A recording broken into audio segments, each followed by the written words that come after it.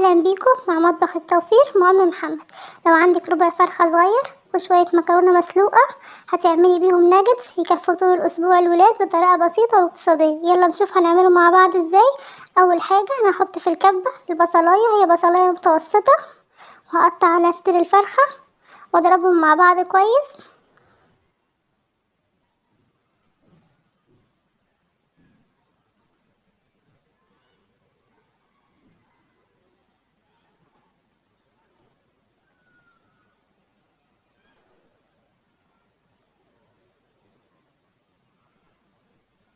بعد ما ضربتهم حط عليهم المكرونه، لو الكبه عندك كبيره حطيهم مع بعض ضربوهم مره واحده.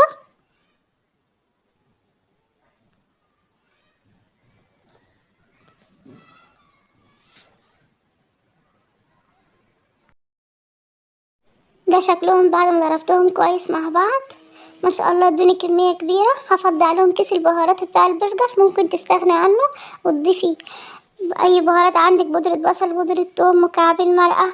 ضفت عليهم كمان معلقتين نشا كبار ومعلقة صغيرة ملح، وهقلبهم مع بعض كويس. ده شكلهم بعد ما قلبتهم. عندي هنا ده زيت عشان ابل ايدي بيه واشكله. عندي هنا ده كريسبي انا جايه من عند العطار، ضربته في الكبه ونعمته، فضيت عليه معلقه صغيره من بهارات البرجر. هبل ايدي بالزيت واشكلهم كويس واشكله. ممكن تعملي الاقراص او الشكل العادي بتاع الناجتس. انا هعمل الشكل العادي بتاع الناجتس، شكلي براحتك بالطريقه اللي تعجبك.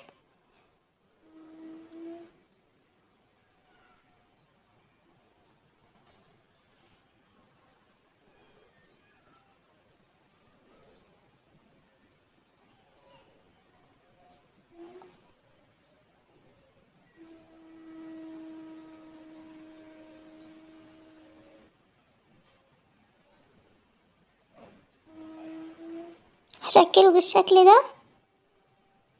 انا عندي ده صينيه فرد عليها كيس تلاجة، واللي هشكله هرصه عليها كله لحد ما اخلص كل الكمية.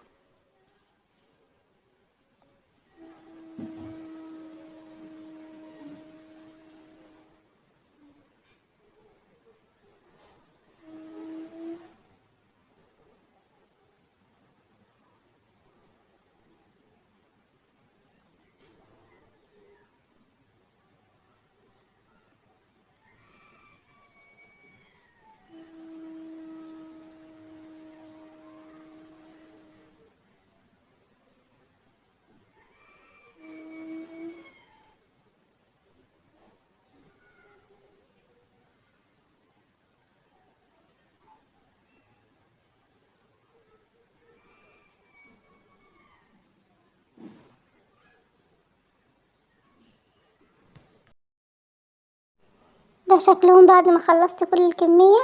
عملوا معايا حوالي 22 قطعة.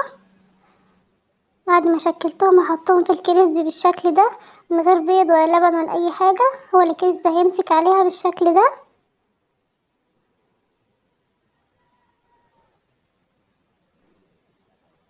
انا ما بضغطش عليها، انا مجرد بقلبها وبس لحد ما اخلص كل الكمية.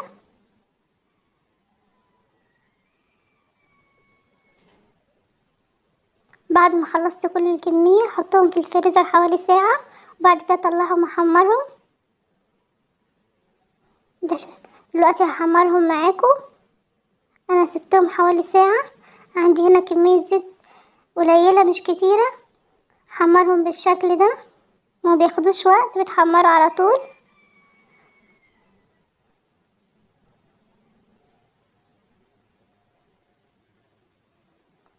هقلبهم.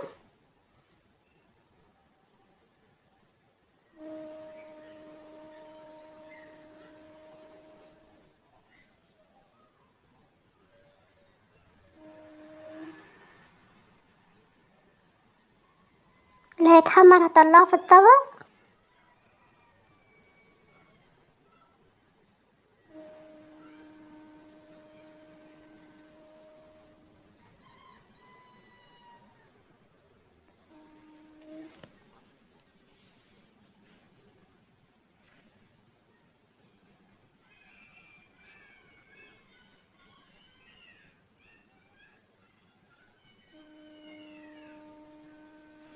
ده شكلهم بعد ما حمرتهم. طبعا انا ما حمرتش كل الكمية، انا حمرت شوية منهم، مقرمش وجميل ومستوي من جوه، طعم المكرونة مش ظاهر فيها. انا قدمته مع كاتشب، فكرة اقتصادية، اتمنى تعجبكم وتجربوها.